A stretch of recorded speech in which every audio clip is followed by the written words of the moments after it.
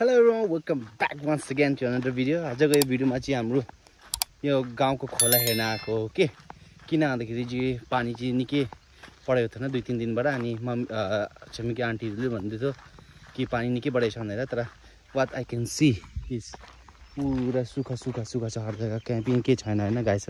त्यो माथि दाइले त्यहाँ माछा पकाउँछ so will go and see कति माछा परिसक्नु भएछ त्यहाँ यहाँ माछा पकाउनु रहेछ दाइरो अनि चारटा माछा जस्तो परेछ यो नदेरी हो खाना सुखाएर खान मिठो हुन्छ हैन यो भिन्दा अनि बल्छी थाप्नु गरेछ नि त यहाँनिर चाहिँ ए हातले बनाएको नि बल्छी चारो हाल्दैछ भाइले यहाँनिर हैन गरेर हो नि यो ए कस्तो मजाले फिट गर्यो यार अनि त्यसको बादमा सिधा पानी अनि यो चाहिँ किन निकालेको ए बासी खाँदैन एकदम ताजा दिनु पर्यो हैन चेन्ज गरेर अनि त्यसको बादमा फेरि थपो यहाँनिर एउटा निकाल्नु हो यहाँनिर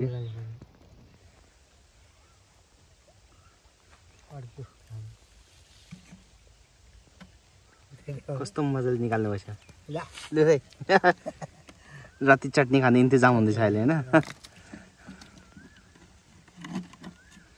अब फेरि अर्को बल्छी थाप्नु पर्यो भाइ चाहिँ पढाएको छन् माछा पकाउने चाहिँ साह्रै पेसेन्टको काम हो हैन अनि तर बुवा चाहिँ त्यहाँनिर बसेर माछा पकाउन थाल्नु भयो अनि भाइ अनि म चाहिँ मिलेर यहाँ गङ्गेटामा नाटेको हैन ओह्रालोले तर I am going to help them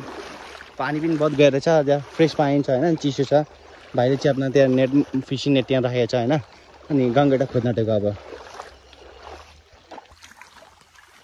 यहाँनिर दुलो खोज्दैछ अहिले भाइ चाहिँ गङ्गेटाको हैन यी चान्स छ कि छैन भेट्ने भनेर भेटे जस्तो छ यहाँनिर एउटा this is traditional way of catching fish हैन इन नेपाल के खोजेको त भाइ ए शर्मा गया मैं अब यहाँ दुलो चाहिँ पहिले खोज्छौँ हैन we have to identify the holes कि कहाँनिर क्राइब बस्न सक्छन् हैन एन्ड देन ओन्ली हिज कस्तो सर्चिङ म पनि अलिक गएर हात लगाइदिन्छु त्यहाँनिर खोला घुम्दै आएको अरे बुबा ठिक्कै भेट्नु भयो हैन मतलब छिमेकी बुबा हो अनि माछा पकाउँदै हुनुहुन्छ जस्तो तपाईँ देख्नुभयो हैन अनि माछा पकाउने चाहिँ पुरा पेसेन्टको काम हो हैन 2 घन्टा 3 घन्टामा 3टा 4टा मात्रै फसाएर बस्छ तर एक चिज चाहिँ तपाईँलाई देखेकै देखाउनु लाग्दाखेरि पुरा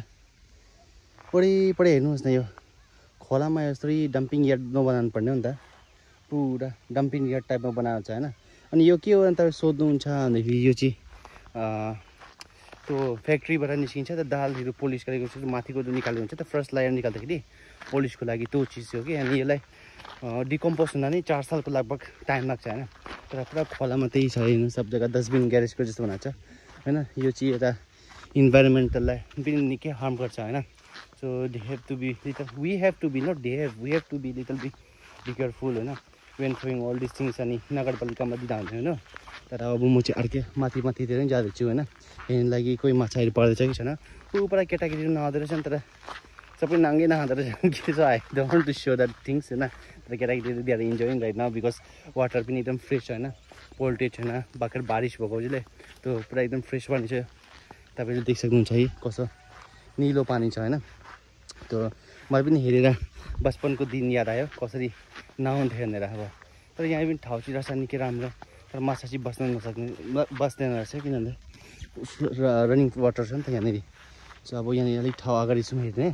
अनि त्यसको बादमा all go back again see कि कति पढ्नु भएछ अपडेट लिन जानु पर्यो होइन टाइम टु टाइम कति पढ्नु भएछ भनेर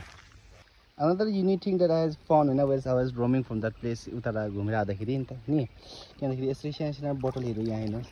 कस्तो मजाले मिलाएर देख्नु भएछ ल यहाँनिर होइन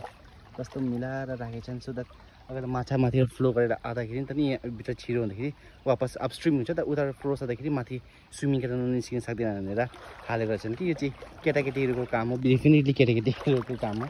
अनि तर माछा चाहिँ एउटै फसेको छैन सबैमा हेरेको छु मैले माछा चाहिँ एउटै फसेको छैन पुरो उल्टै पत्ताहरू अनि हरू चाहिँ फसेको छ तर